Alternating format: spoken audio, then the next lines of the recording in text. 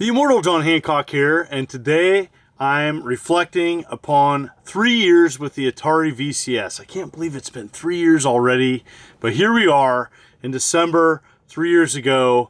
I got my Indiegogo pre-order and it was sent to me. I was shocked, and you know, I've talked about the Atari VCS on my channel. I've done several other videos, and what I typically do is, you know, honestly, I look at it every couple months. I follow along on Atari Age, where they discuss the Atari VCS upcoming games.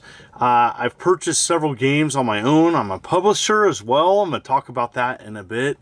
And, you know, the Atari VCS has made it. For 3 years, it's been on the market. That's 3 years longer than many people, including myself, thought it would be. There was a lot of controversy last year when Atari announced they were discontinuing their agreement with the manufacturer of the Atari VCS. Everybody thought it was going to go away. Well, it's been on the market yet another year and actually had over 30 games come out on the Atari VCS store. And that is pretty solid.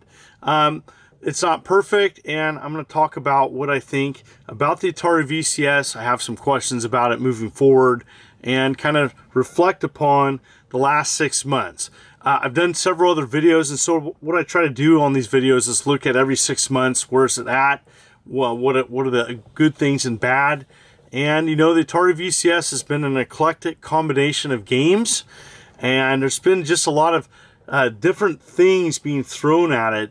And I'm going to talk about that. All right, first and foremost, some of the cooler games that I purchased myself were Basketboom by Metkin Games.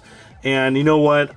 Really cool indie game. And I think this is a good example of the types of games you can find on the Atari VCS. This one is compatible with modern and classic controller.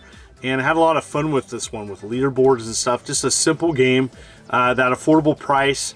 You know, this is a good example and of an indie title, and I like Metkin Games. Purchased some other games from them and really enjoy this one. Milli Greg is a new one. Kind of has the NES style to it, where you're trying to find your animal each stage. Lots of fun. Okay, that one just came out in December, and so Atari's been pretty consistent with offering an eclectic, different types of games every month for the past 6 months, both good and bad, and I'm going to get to that in a bit. My own game, Game Panic 3, a game that I published with Jason Santucci, and you know what, it came out on Atari, and you know, as a publisher, Atari's been pretty easy to deal with. It's the third 2600 game that I publish. You know, you're not going to be making a lot of revenue on this, but Atari gives up to 88% to the publisher for any revenue brought in for what you sell on their marketplace. And so Game Panic 3 was easy to offer on the Atari VCS.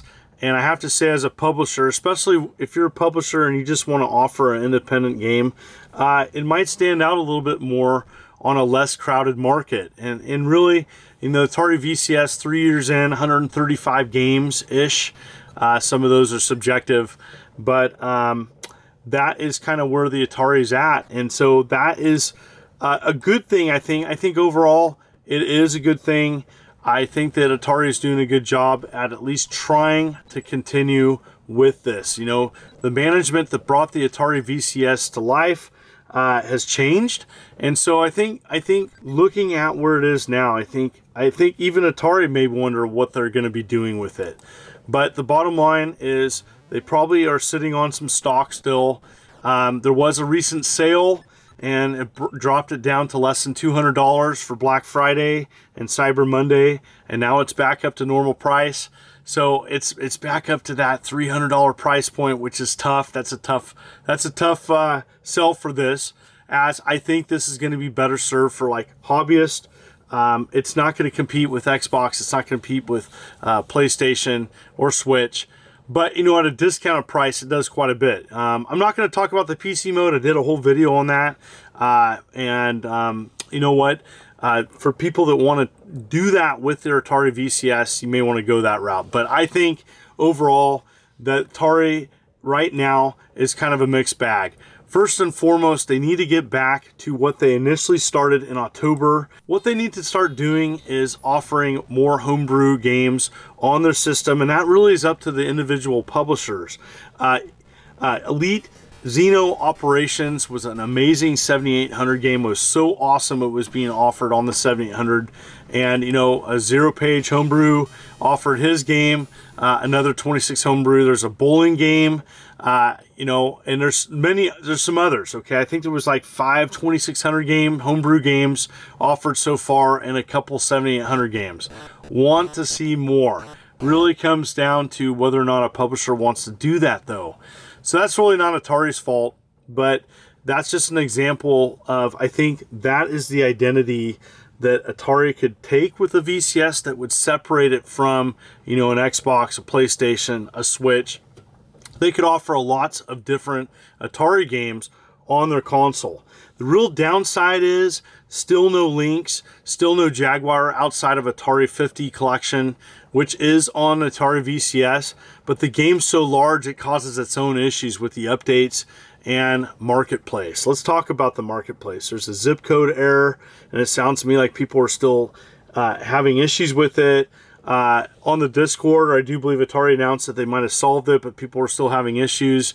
That is a huge hindrance with the updates as well as getting this out of the box. There's several updates that you need to get, and that could be very frustrating with getting this hardware that's now going on 3 years. There's several updates to make it better. Atari is looking to update the store, do like a complete wipe and offer a new store, and I think that will be great. The store setup is a little hokey, and that's a knock on it, because I think that experience it takes away from a lot of people really enjoying their VCS. For me, purchasing a new hardware unit last year, I had to go through that, had to go through customer service to get essentially an update on a USB stick, and that fixed things. But not many people are going to do that.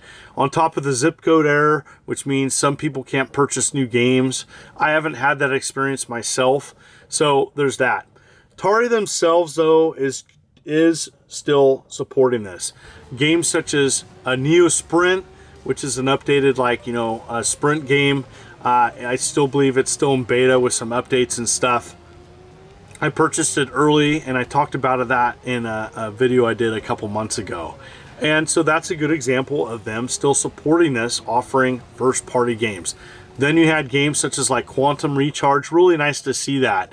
In fact, I went back and played that. There's also games that you can play with the classic controller, you know, and I think for some people out there, that's a draw, you know, playing some Atari classics with this. I think this is okay. The stick is a little bit loose for me and a little short on the base. I don't necessarily love this controller. Some people do. With the paddle built in for some games, that's pretty awesome. I still think that it's better that they did this than not offer it at all. And for some games, your mileage is going to vary on that. I use mostly the modern controller. I've had no problems. And you know what? It's not the same quality as like an Xbox Series X, but it's pretty close. And I've really enjoyed this controller. I like the size of it. And overall, I've been pleased with the build quality of my system in general. I haven't had any issues. Haven't modded it either. Next step is that I plan to mod it and update the hard drive as well as RAM. And I'll talk about that in a future video, hopefully.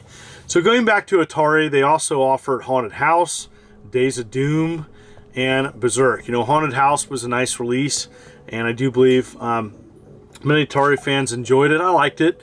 I think it had nice graphics, and I liked that they were kind of getting away from the Recharge series and offering kind of an updated IP and having its own experience.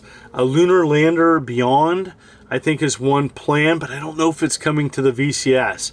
I don't know. But it looks pretty cool, and I'm excited about at least playing that on Steam or other platforms. But I will get it on the VCS, as I wonder if it would be great with this controller, as that would be one I would love to check out.